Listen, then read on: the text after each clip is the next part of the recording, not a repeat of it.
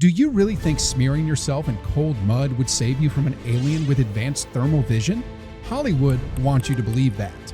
They gave us Dutch, just a guy, a few traps, and some dirt, as humanity's best shot against a hyper-evolved interstellar trophy hunter. And he won.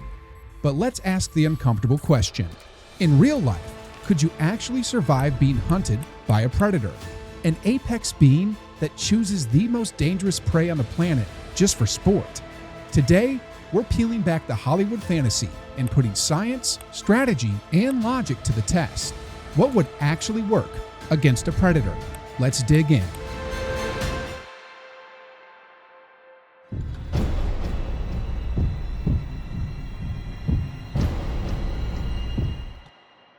If you've seen the original Predator, you know the scene. Dutch, battered and alone, crawls through the jungle and covers himself in mud. Suddenly, the predator's thermal vision can't see him. Cue dramatic music. It's iconic. But how does that hold up under scientific scrutiny? Thermal vision works by detecting infrared radiation, basically heat. The human body runs warm, around 97 to 99 degrees Fahrenheit, or 36.5 to 37.5 degrees Celsius, and it constantly radiates heat, even when at rest. That's roughly 100 watts, the same as a light bulb. Infrared sensors don't care what color your skin is. They lock onto temperature contrast. Now imagine coating yourself in jungle mud. Initially, sure, it's cooler than your body, so it might mask your signature for a few moments. But mud is a terrible long-term insulator. It absorbs heat quickly, especially when directly touching warm human skin. Within minutes, the outer layer will start matching your temperature. You're glowing again, only this time, you're heavier, slower, and still very much visible. Real experiments with thermal cameras prove this. Even thick layers of wet clay or paint quickly warm up when applied to skin. And don't forget about your breath. Hot air at around 86 degrees Fahrenheit or 30 degrees Celsius shoots out of your mouth and nose, lighting you up on any thermal scope like a birthday candle. And unless you're holding your breath forever, that's an unavoidable giveaway. Dutch's mud trick is cinematic genius, but scientifically, it's short-lived at best. At worst, it's a false sense of security.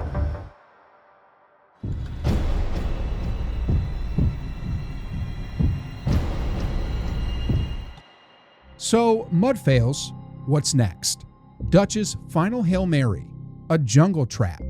In the climax of Predator, Dutch rigs a counterweight trap with a giant log held up by vines. He times it perfectly. The predator steps into position, slam, game over. Now, this looks badass on screen, but from an engineering perspective, it's a nightmare. First, lifting and securing a several hundred-pound log requires tools, leverage, and materials that can withstand the weight. Jungle vines aren't reliable load-bearing ropes. One wrong move during setup, one snapped vine, and the whole trap collapses on the builder instead. And the timing? Dutch didn't use sensors or timers, just primitive rope mechanics and guesswork. The trap's success hinges entirely on the predator walking into a very specific spot at a very specific time. Plus, we're talking about an alien hunter with enhanced senses, thermal, auditory, motion detection, probably even olfactory, a being trained to detect ambushes. Military analysis shows that even humans with basic field training have a high success rate at detecting environmental inconsistencies.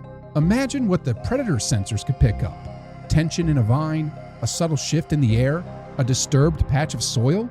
In modern military terms, Dutch's strategy falls under what's called low-fidelity mechanical ambush. The success rate? Around 15%. And that's against regular humans. So yes, it could work, but it's more luck than logic. A lot had to go right. And realistically, the predator would probably see it coming from meters away, unless it was toying with him.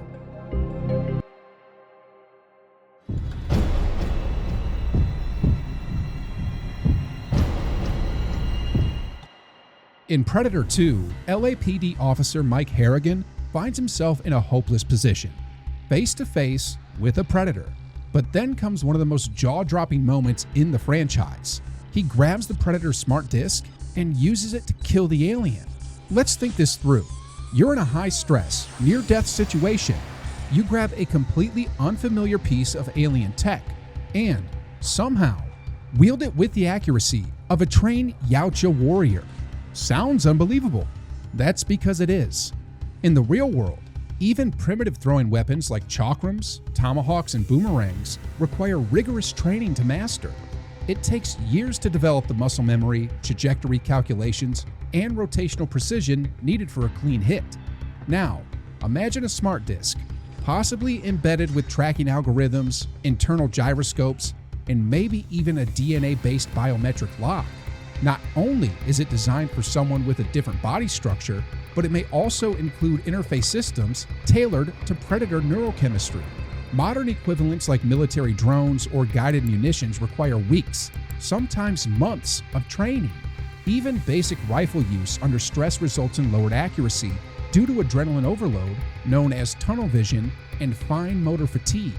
The fact that Harrigan nails a perfect strike in a single throw under extreme pressure without knowing how the weapon works, that's the definition of a cinematic miracle. And let's not forget, he wins because the predator hesitates. If the creature hadn't paused, or if the disc had veered even an inch off, the outcome would have been dramatically different. Cool moment, but scientifically, it's about as plausible as winning a dogfight with a UFO using a slingshot.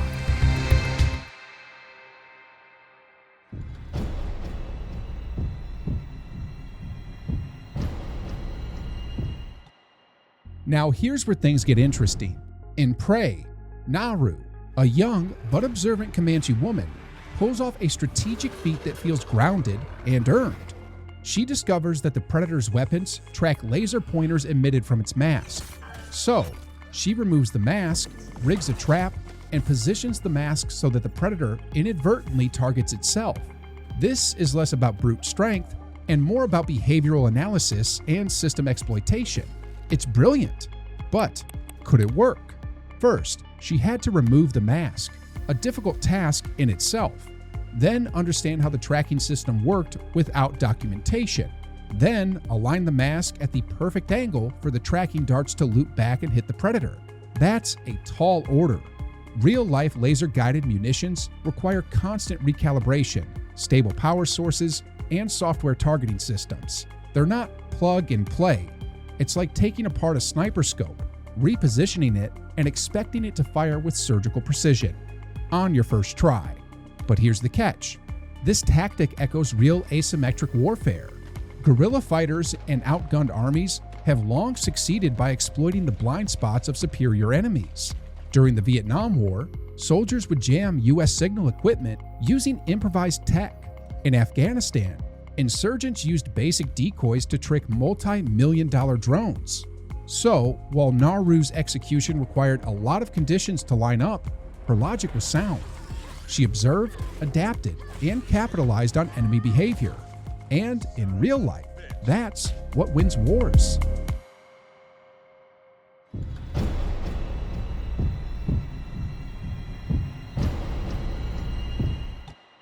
Let's say you've accepted the brutal truth. You're being hunted by a predator. It's faster, stronger, better armed, and has centuries of experience tracking and killing prey. So, how do you survive? The answer isn't brute force. It's asymmetric warfare. That's military speak for beating a stronger opponent with brains instead of brawn. And it's the only real shot you have. Let's start with camouflage. Not the Hollywood version, real, functional concealment. The predator's optical cloak bends visible light to make itself nearly invisible. But like all optical camouflage, it has limits. Light doesn't bend perfectly in fog, smoke, or dust. Particles scatter the light in unpredictable ways, making the outline of the predator flicker or shimmer. That's your window. In a jungle, you could detonate a small cloud of ash or fine dust. Think crushed leaves, dry dirt, or even pollen.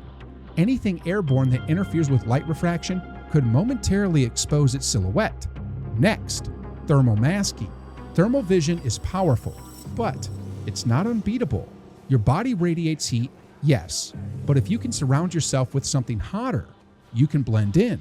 Sun-baked rocks, fire pits, or even reflective thermal blankets can disrupt your signature. In modern military survival training, soldiers are taught to use heated decoys to throw off infrared-guided weapons. Could you do the same in a jungle? Absolutely, if you can find or create hotspots hotter than yourself. Now let's talk about the predator's greatest vulnerability, its biometric mask. This isn't just night vision goggles. It's a multispectral, target-enhanced, AI-assisted battle interface. Without it, the predator loses its thermal tracking, laser-guided targeting, environmental scanning, and probably even communications with its gear. Destroying or removing that mask doesn't just blind the creature, it levels the playing field dramatically. In Prey, this exact tactic flips the battle, and in real life, it's the equivalent of taking a sniper scope mid-fight. Not easy, but game-changing. Then there's Chaos. Sounds primitive, but it works. Modern special ops teams often use multi-angle attacks to confuse and overwhelm enemies, especially those with technological superiority. If one person creates a distraction, throwing rocks, simulating noise, triggering decoys, another can flank and strike. Chaos isn't just panic, it's weaponized unpredictability. And finally, don't play fair. That's your biggest advantage.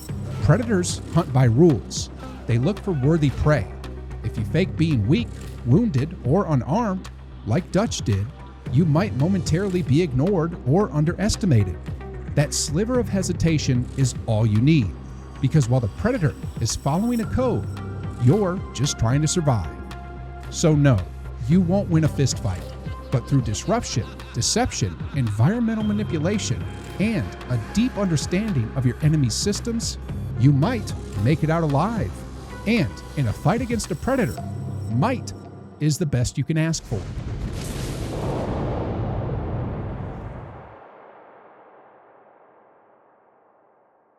So, next time you watch a predator movie, enjoy the spectacle. But remember, surviving something like that wouldn't come down to mud or muscles. It'd come down to science, stealth, and exploiting your enemy's overconfidence. And now that you've seen the science behind the fiction, how would you take down a predator? Let us know in the comments. Best ideas might show up in our next breakdown. And remember, when it comes to survival, brains beat brawn, especially when the monster hunting you is 7 feet tall, invisible, and packing a shoulder cannon. Until next time, stay sharp, stay smart, and stay out of the jungle